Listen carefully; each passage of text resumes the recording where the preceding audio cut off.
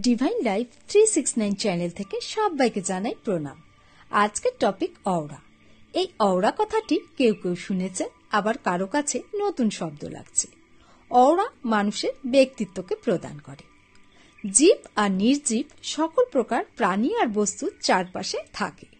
একে খালি চোখে না দেখা গেলেও অনুভব করা যায়। প্রতিদিনের জীবনে আমাদের চারপাশে তো কত প্রকারের মানুষ থাকে। সবার সাথে কি আমরা একইভাবে মিশি? কারো সাথে কথা বলতে আমাদের খুব ভালো লাগে, আবার কারো সাথে কথা বলতে আমাদের মনই চায় না।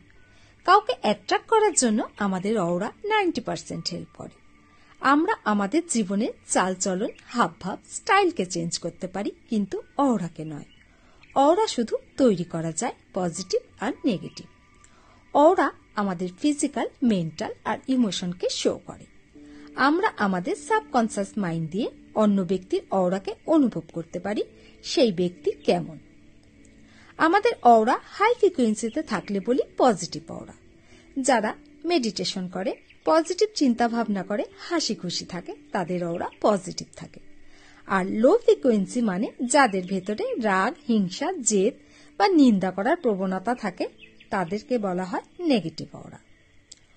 অওরা পজিটিভ থাকলে শরীরে এনার্জিও বাড়ে আর গ্লোও বাড়ে। অভিনয় করে হাসি খুশি দেখালে অওরার বিশেষ কোনো পরিবর্তন হয় না। রামধনুর যেমন 7টি কালার আছে, অওরারও সেরকম 7টি কালার আছে। এখন অওরা কিভাবে দেখতে হয় আমি একটা টেকনিক দেখাচ্ছি, দেখুন, হয়তো দেখতে পারবেন। আপনারা ফোনটাকে পজ করেও নিতে পারেন। একটা সাদা কাগজের উপরে কালো একটা ছোট্ট বিন্দু আছে। আপনারা শুধু কালো বিন্দুটার উপরে ফোকাস করুন। কালো বিন্দুটার উপরে ফোকাস করুন। খুব ভালো করে কালো বিন্দুটার উপরে ফোকাস করুন। কালো বিন্দুটার উপরে ফোকাস করুন। খুব ভালো করে কালো বিন্দুটার উপরে ফোকাস করুন। ফোকাস করুন। ফোকাস করুন। দেখুন, কালো বিন্দু চারপাশ থেকে একটা আলোর রেখা বের হচ্ছে।